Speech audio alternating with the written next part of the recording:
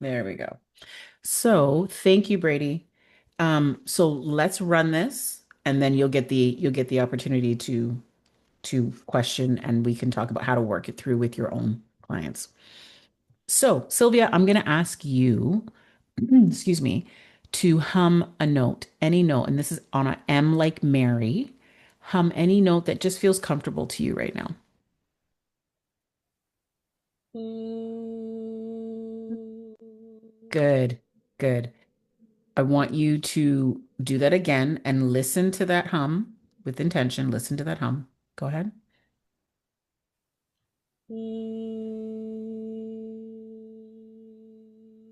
Good.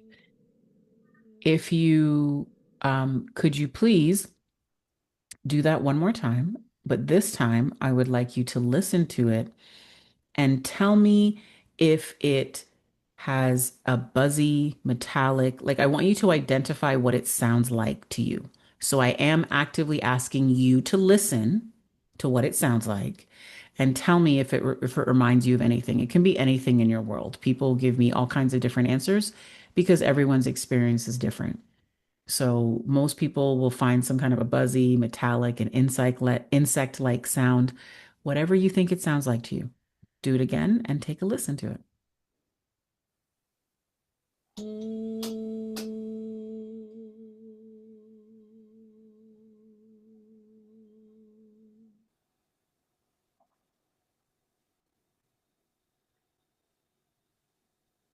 not metallic. Hmm. Sorry? Not metallic. Not metallic, exactly. I know. For me personally, I've never found it metallic at all. It's always been a thing for me. So does it sound like anything to you? Maybe a bee. Yeah.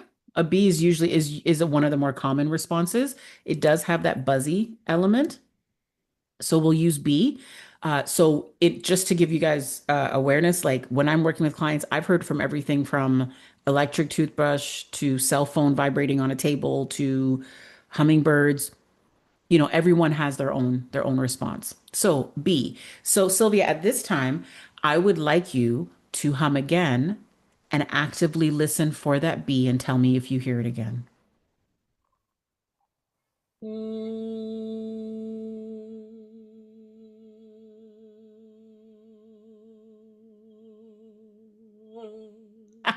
I teraz mi się chce tym bawić. Yeah, it's right And there. in Polish, it's, the first language. I want to play with it. Yes, yeah, absolutely. So let's change that sound that you're making to tin. Now, in the script that you'll download, I would actively recommend that you change it to tin earlier in this process. Like you have them hum first and then change it to the word tin. The reason we use tin is because if you notice when we say tin, we get right to that very quickly. Because what we want is for them to experience the air as it moves. That's what we really are working for. So you're going to use the word tin and tell me if you discover that B sound again.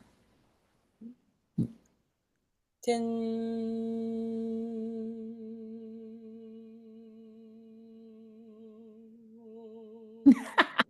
Brady, do you hear that buzz that you can even hear on her mic? Yeah. Okay. So, as the listener, as the coach, you are actively listening for that. It will change with different people. I want to be very clear about that. So, don't expect it to necessarily always be very prominent. Your client's goal and what you want to encourage them to do is to just sit with the feeling. It's not meant to be loud because they're not singing, right? We're just tinning, right? That's all that we're doing. That's the focus. Great. So, as a coach, Sylvia, I'm going to ask you, we're going to gradually shift your focus from listening to the sound to being more aware of how it feels, right? Because again, sidebar, as a coach, I want to bring them to a place of introspection where they're feeling what's happening.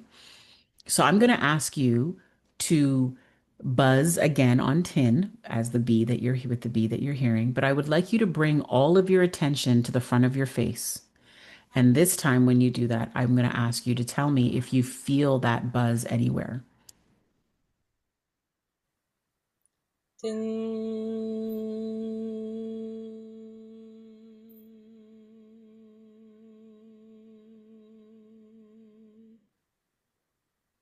Good. Drums. Yep. Yep. Cool. This time, can you do it again? Same thing. And I want you to again anticipate the B. Where do you feel that? Anticipate that feeling and then tell me if you find it.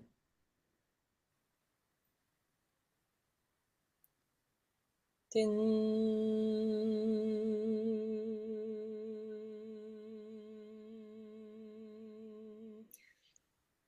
The same, The same? almost. Yeah. Yep. Maybe more in the throat.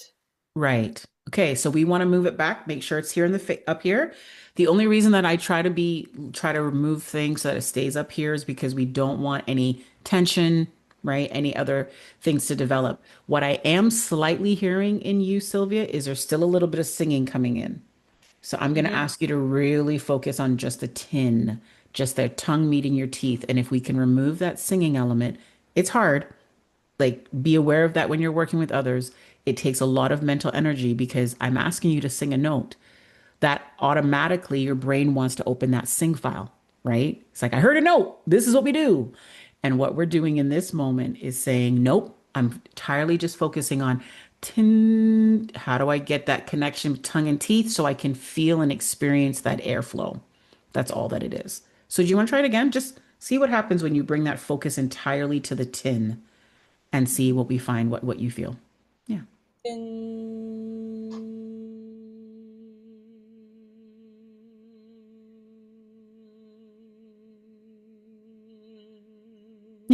There you I'm go. at B again. I want Yep. to be. You can feel it, right? It's so funny. And as you do this, you can hear the buzz in there too. So good for you. Good for you. Then after we do that, we get to that point where now they're like, "Yep, I can feel this." Then you have the opportunity to take them through a few different pitches. So females, for most female voices, I would start them somewhere just between A flat and C, middle C. For my male voices, I usually will start them somewhere between that C and E, an octave below middle C, somewhere in there, depending on if typically they might sing you a pitch that's in those ranges anyways. But if you have someone that didn't, I just sort of gradually just like help move them down to those areas so that they're going to be more likely to find that feeling, right? Because the whole point is you want them to connect with the feeling. We're using interoception to help them connect with that feeling. And then they will learn how to take that into the other parts of their singing, right? So as the student, Sylvia, then I'm going to say, hey, Sylvia, I'm going to take you through a few pitches now, but I want to remind you that you're only looking for the feeling. You're not trying to sing these. So we're going to anticipate finding the feeling of the bee each time. Okay? And I'll play you this. So I'm gonna just sorry, I need to switch this real quick so you can hear what I'm doing. There we go. So if you could hum on tin for me again, right here, take a breath each time. Tin. There you go. Right? Just the B feeling. That's it. Tin.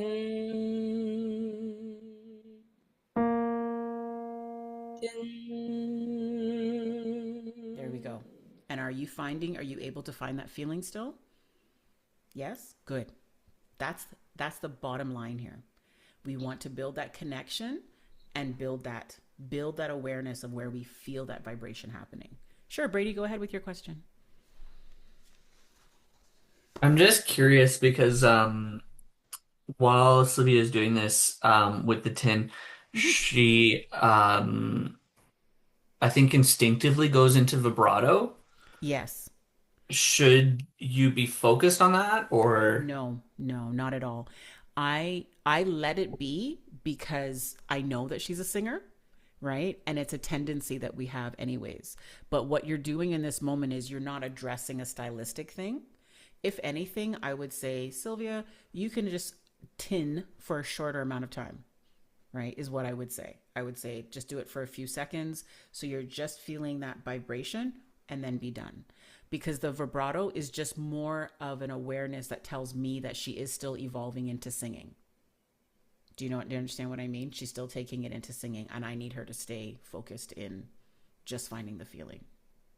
So, so is it mhm. better to shorten it in order to not have the vibrato in there, I would or say does it that you can matter? absolutely you can direct your client. Yeah, absolutely. Just shorten it. Just tell them just give me a few seconds of it or just absolutely address it with them and say, "Hey, I still hear that singing creeping in," which I mentioned to her in the process.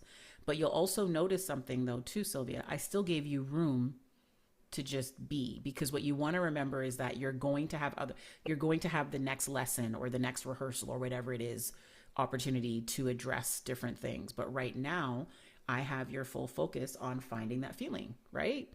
So that's really good, and you still found it. So yeah, Sylvia, any observations about your experience so far?